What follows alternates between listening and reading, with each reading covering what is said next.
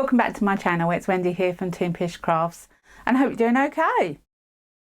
Now, I've done a few collaborations in the last couple of years and one of them was with a guy called Fletch, who actually owns his own company now.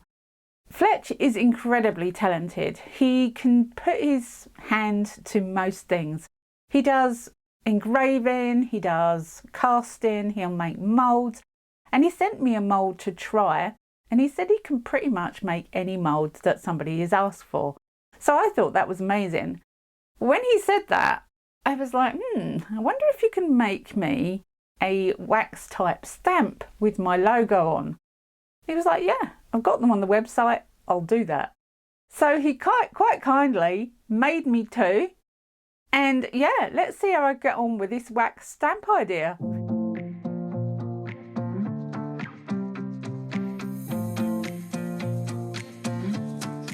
So before I get onto the wax stamp, I just thought I'd show you what I did with the dragon mould that Fletch kindly sent me. Now this was filmed a good maybe 6 months ago. It's taken me so long to get this video together. And when you see it at the end, it's really quite simple.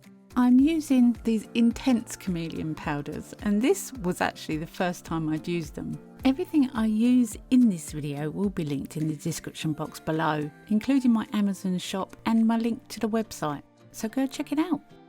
I'm also using carbon black from Pearl-X Pigments, and I'm going to just colour this dragon in with these really bright Let's Resin intense chameleon powders. Now, you've seen me do this 1,000 times before, but I wanted to keep it in this video because I actually really love this dragon mould. So thank you, Fletch, for sending it to me. As usual, I put the colour in and I take it off where I don't want. I use baby wipes and I use cotton buds and a little bit of alcohol. Now, if you don't like mica going everywhere when you colour a mould, there is another technique that I use sometimes where you mix it with alcohol. And I have a video on that and I'll link that in the top right hand corner. And my pet dragon wanted to get in on the action as well. This is the lead cast dragon that this mould was taken from. And when Fletch sent it to me, he sent me the lead cast too. And I really love it, but it does give me a reference as to where things are in the mould, which is great. The first time you make anything, it's difficult to figure out where things are until you've made it, and the second one is always much better. But because I've got the lead cast as well, then I know where things are. But I love colouring silicone moulds. It's so relaxing for me and I love the outcome as well. And these chameleon intense powders are stunning. Even this fairy garden colour, which a lot of people don't like, is actually really cool. It's like a green bronze. So while I was making this dragon, this is where I was daydreaming and coming up with the idea of a different way to sign my resin pieces. As a resin artist, it would be really cool to be able to sign my name on something without a pen or a marker, something that is actually in the resin piece. So this is dark magenta, an amazing colour, absolutely full of intense colour. You know what I'm like about purple, I just can't get enough of it. So going back to my daydream, and I really wanted to be able to sign my pieces differently. So I thought a silicone inlay would be great. And to start with, I wanted to use my logo, which has got lots of different intricate pieces on it. So I went back to Fletch and I explained what I wanted to do. And we decided, after several attempts at different things, to remove some of the intricate detail of my logo and take it down just to Toonpish Crafts.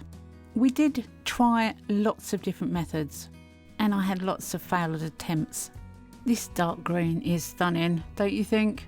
Definitely shows up against the purple. Love it. I don't know what you feel about colours, but the brighter the colour, the better for me. I do love bright colours, especially in fantasy beasts. But what's wrong with living in Fantasyland? I do it all the time. I just want to say a quick hello and welcome to all my new subscribers. I have had quite a few in the last few months and I just wanted to say hello and welcome to my channel. I hope I can entertain you in the future and why not have a rummage through my playlists. This is Let's Resin Silver. It's not mica and it does act in a slightly different way, but my goodness does it shine.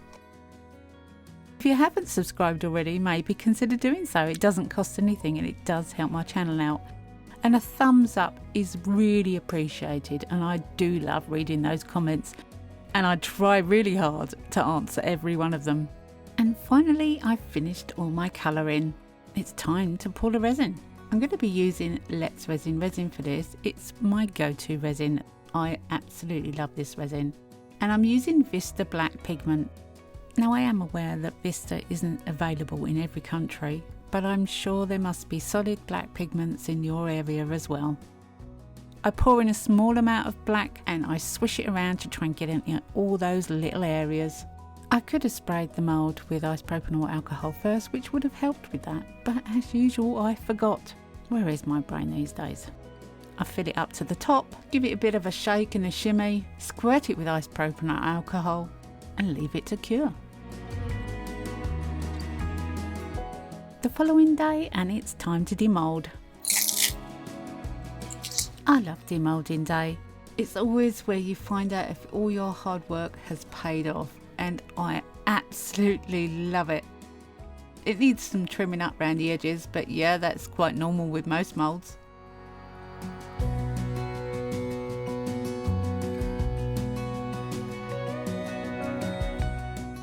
So the first two wax stamps that Fletch made for me are these two. One is forwards and one is backwards.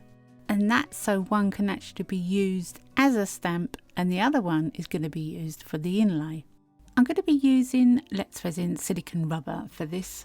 And I have added a little yellow goldy colour so that you can see it a little better. I think I should have chose a darker colour really. But I poured a tiny bit of silicone on the top of the stamp and let it do its thing.